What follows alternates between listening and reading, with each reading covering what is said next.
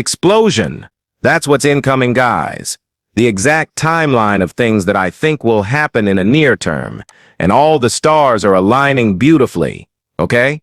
So this is honestly like earth-shattering to see, guys, because like this has to be timed, right? With the current dump that's taking place with cryptocurrencies. Let me expose the full-blown timeline here on what's truly happening. The proof is in the damn pudding, if you ask me. Shigeru just did $11 trillion Vanguard to allow clients to buy crypto ETFs starting tomorrow.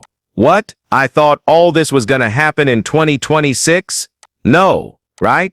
They're front-running 2026, guys, which they just want it out in the open now. They just want, the entire financial system, traditional finance, to invest into DeFi, right? We're talking about $11 trillion Vanguard.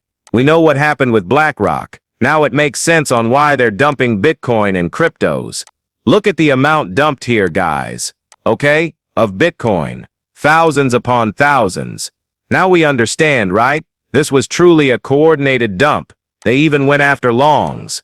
You know why? $800 million worth of longs.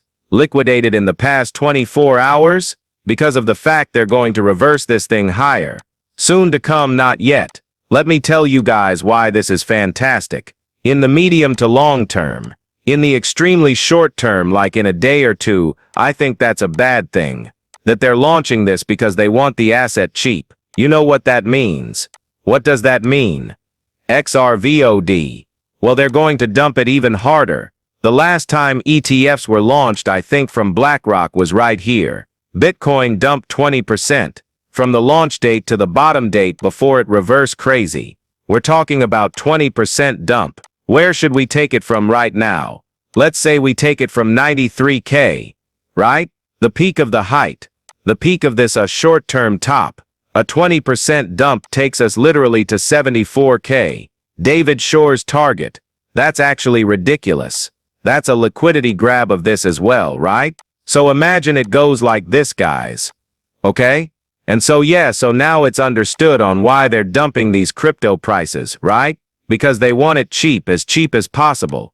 If Bitcoin were to dump to 74K, how low will XRP dump, guys? Right? A 20% dump takes XRP to like $1.80, right?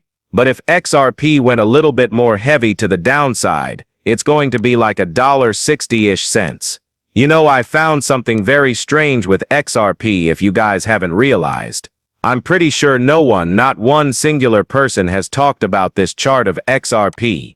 I don't know if I should talk about it right now, but I guess I should because it beautifully ties in on what's upcoming, guys. Check this out. This is XRP versus Ethereum, right? Do you guys see the structure here? It just keeps pumping, consolidating. What is this, right? They're not trying to break the structure. Why? That's so odd, isn't it? XRP should literally be dying right now. It's not. It's actually holding amazingly well against Bitcoin and Ethereum, right? Look at this. That's actually crazy, okay? So I just wanted to throw that out there on how strong XRP is during this time because this has never happened before. It's actually mind-bending. Like, how is that even possible? I don't know. So does that mean that there's going to be a bigger flush and coming like a flash crash type stuff, a type of movement? Possibly. We are making crypto easy peasy than ever before with a newly expanded token lineup and Franklin Crypto Index ETF, Bitcoin, Cardano, Chainlink, Dogecoin, Ethereum, Solana, Stellar Lumens and XRP all in one basket. So now it's understandable on why they're dumping the prices. So you could sell and they buy. And soon to come, maybe later this week toward next week, the bottom will be set. They're going to crazy.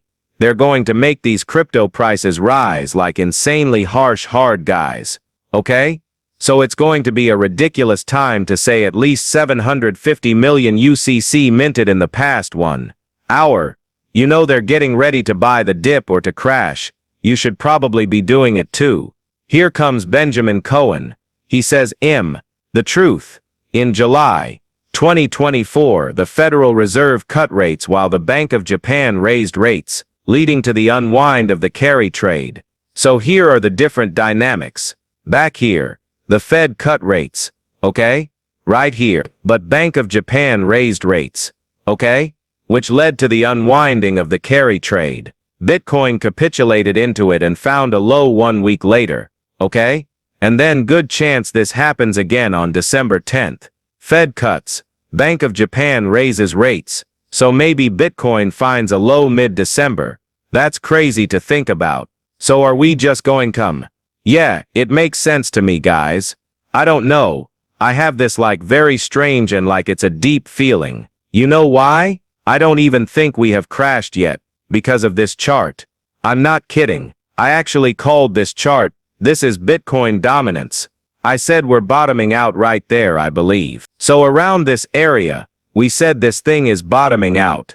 Local words that I think this thing is going to explode higher like that, like hard, pump mean. It's going to pump crazy, guys, in the coming maybe a week or so. Usually when this thing pumps, it has correlated with a dump for everything, especially hitting altcoins as hard as possible. Obviously, if this thing pumps, just means Bitcoin is having a natus, lot of strength against altcoins. So again, this is the missing piece. I just want this thing to rip up towards the upside, guys. When that's said and done, the bottom will probably be set, and then they're going to reverse it crazy. Because it says right here, the Fed cut rates back here, Bank of Japan, and there's issues happening over there in Japan. They raise rates. It's like a simulation, right? The past event happening right now, right? And then Bitcoin bottom, but first Bitcoin died, right? Then it reversed, like literally reversed out of there. So that's what might happen, guys. Another thing that's super bullish is breaking after 3 years. The Federal Reserve will finally end QT today, right? Now this is okay? So I think in 2026, you know, there's a lot of indicators pointing to bearishness for Bitcoin and these altcoins, okay? But the indicators will not matter if we have QE. Why? Because liquidity is all that matters for the markets. The amount that's being poured into the markets. This will be the narrative that will drive prices, cryptos, to unimaginable heights in the year 2026. It will be QE, okay? I could assure you all season will be happening the year 2026. And when I say all season, I don't mean this, like small all season. No, I'm talking about coins 50xing, 100xing, 1000xing. I'm not kidding. Trust me. You don't even have to trust me, right? We have gotten enough but a bunch of calls correct thus far. How do we even call that black swan events? We called it. I'm gonna try my best to call the next white swan event, and I think it's gonna happen in the coming weeks. Japan has said it will implement a flat tax, a 20% tax on cryptocurrency gains. It was think 55% before. So yeah, the world is healing, guys, okay? The world is definitely healing against these, or towards these cryptocurrencies. They're like, you know, having a crazy taxes on cryptos. That's not a good thing, because it's going to drive, you know, business out of the country. I hope, and I think Donald Trump the other day stated this. I think there's going to be zero income tax soon, and I believe it too. If Donald Trump wants to make America the golden age, bring upon a golden age within America, remove taxes completely, first and foremost on everything, by the way, and just make America a better place overall. 3 different means, but yeah,